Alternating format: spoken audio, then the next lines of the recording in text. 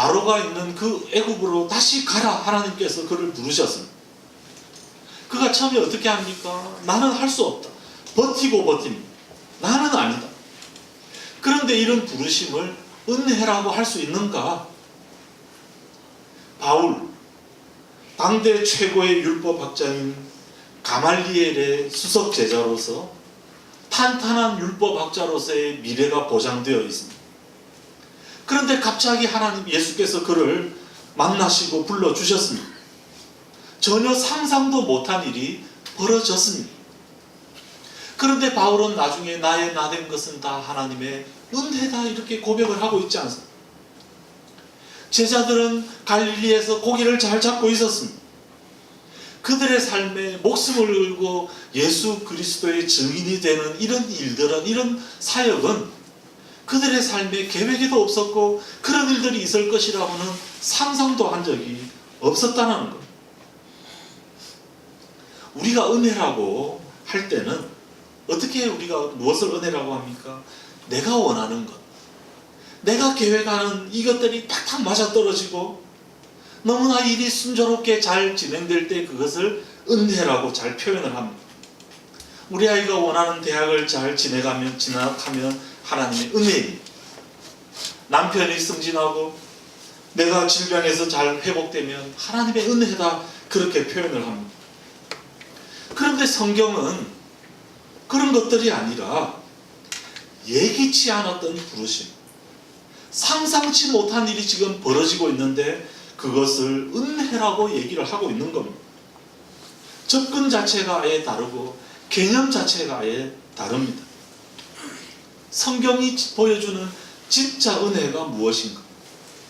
내 계획, 내 기대대로가 아니라 하나님께서 나의 삶에 침투해 들어오신 것을 은혜다 그렇게 얘기를 하고 있습니다. 이것이 왜 은혜가 됩니까? 하나님께서 나를 그렇게 인정하신 표시이기 때문에 내가 감당할 수 있고 나를 하나님께서 충성스럽게 그 정도 수준이 되는 것으로 이제 여기기 때문에 그런 일들이 내 삶에서 일어납니다. 우리가 그동안 은혜를 얘기하면서 이 은혜를 세상적인 관점으로 내 관점으로 보려고 했지만은 은혜조차도 하나님의 관점에서 성경의 관점에서 접근해야 제대로 이해할 수 있습니다. 사도들이 산헤드린 공회에서 두들겨 맞고 위협을 당하고 그리고는 예수의 이름으로 절대로 전하지 말 것을 이게 그런 위협을 받고 난 다음에 산헤드린 공회를 나오면서 이들이 어떻게 합니까? 자신들을 주님의 이름 때문에 모욕받는 일에 합당한 자로 여기심을 기뻐하면서 그 산헤드린 공회를 떠나는 모습들. 내가 이제는 그 정도 자격이 주어졌다. 내가 기대치 않았고 내가 예상치 못한 일들이 벌어졌지만 그것은 나를 그 정도로 인정하고 나에게 놀라운 일을 맡기시겠다라는 그런 것들이고 그것을 하나님의 은혜로 인정하는 것이 중요하다는 것. 그런데 우리는 아까 찬양에도 나왔지만 그 하나님의 크신 계획을 모릅니다. 알 수 없기 때문에 처음 이 은혜의 소식을 들었을 때는 당황해하고 힘들어하는 것이 우리의 현실입니다. 지난 주간 은혜샘물교회에서 정말 마음 아픈 일이 일어났습니다. 아테네에서 4년 정도 아프가니스탄 그 난민을 위해 사역을 하시던 유경식 선교사님이라는 분이 잠시 한국 방문했다가 지난 주간에 갑자기 교통사고로 돌아가셨습니다. 66세의 나이입니다. 샘물에서 함께 지내던 분입니다. 샘물에서 집사로 장로로 그렇게 섬기다가 늦게 신학을 시작했습니다. 2007년에 배형규 목사님 팀과 함께 아프간에 봉사 갔다가 40일간 억류돼서 인질로 40일간 잡혀있다가 풀려나신 분입니다. 입관 예배 때 우리 박은조 목사님 말씀하시면서 만약 아프간 사태에 한 사람이 죽는다면 바로 유경식 선교사님일 것이라 그렇게 생각을 했었는데 그가 거뜬히 건강하게 살아 돌아왔습니다. 아프간 난민 사역을 그때부터 품고는 너무나 잘 감당하던 그런 분이었습니다. 박은조 목사님의 충격이 이만저만이 아니었습니다. 오랜만에 저와 제 아내가 가서 문상하고 하는데 선교사님 사모님이 저 아내 보고 우시는데 마음이 정말 너무 아팠습니다. 상상 못할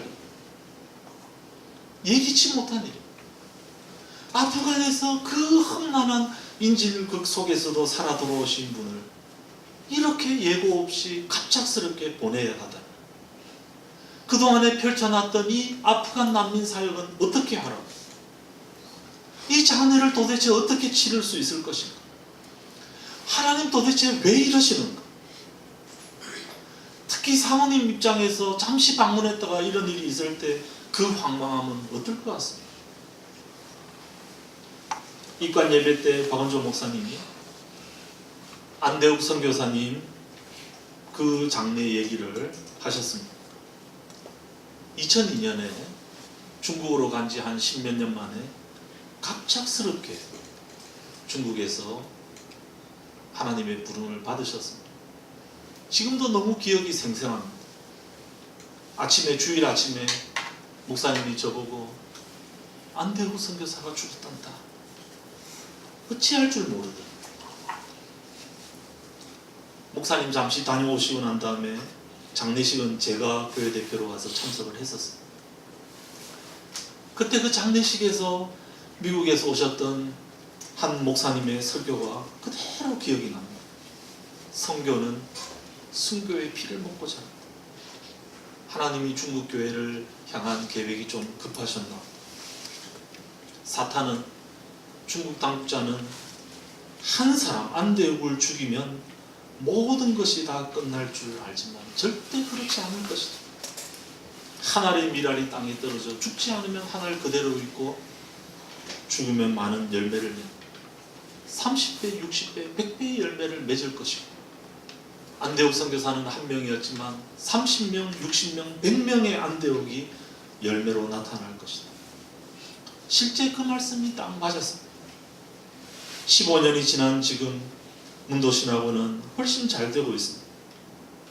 당시에는 왜 이런 일들이 일어났는지 이해하지 못했지만 지나고 보면 거기에 하나님의 절묘한 은혜가 있습니다. 지금은 문도신학원이 다른 문제 때문에 굉장한 어려움 가운데 있죠. 지금까지 되어졌던 그 일들을 보면 하나님의 은혜라는 단어가 아니면 설명 불가능합니다. 저는 유경식 선교사님, 그 사모님과 그 가족들이 너무나 힘들고 이해할 수 없는 일들, 그것 때문에 황망해하고 힘들어하는 것 보고, 그렇지만 시간이 지나고 난 다음에, 한참 시간이 흐르고 난 다음에 그 가족들이 이 사태를 돌아보면서 이것조차 하나님의 은혜라는 고백 외에 다른 것이 할 것이 없음을 저는 믿습니다. 우리가 여기서 새로운 교회를 시작하는 것, 조금 예상은 했었지만 이렇게 빠르게 준비 기간도 짧게 시작할 줄 아무도 몰랐습니다. 여기 앉아 계시는 분들 작년에 저쪽에서 대감절 보내면서 그때 제가 했던 설교가 마국간 그 구유 그 설교를 제가 했었습니다. 그런데 1년 후에 여기 앉아서 이렇게 우리가 있을 것이라고 상상이나 하셨습니까? 내가 사는 곳, 내가 다니는 직장, 우리 집에서 생기는 여러 가지 일들, 예상치 못했던 갑작스러운 일들이 생기고 그것 때문에 우리가 당황합니다. 그런데 성경은 우리 보고 하나님의 은혜를 입은 자여 그렇게 말하고 있습니다.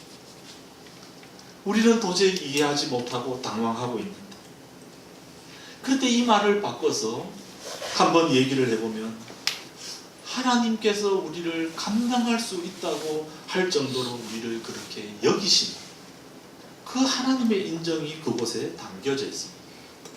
왜냐하면 사람이 감당치 못할 시험을 하나님은 허락하시지 않는 분이시기 때문입니다. 그렇기 때문에 버릴 것 하나 없는 그 하나님의 은혜, 이 은혜는 내 마음대로, 내 계획대로 삶이 그렇게 되고 움직이는 것이 아니라 뜻밖의 일들이 펼쳐지지만 그것을 통해서 하나님께서 내 삶에 개입해서 일하시는 일들을 보게 되는 것, 이것이 하나님의 은혜이고, 이런 은혜에 대한 새로운 관점이 우리를 하나님의 뜻에 따라 움직이는 사람으로 바꿔놓을 수 있다는 것입니다.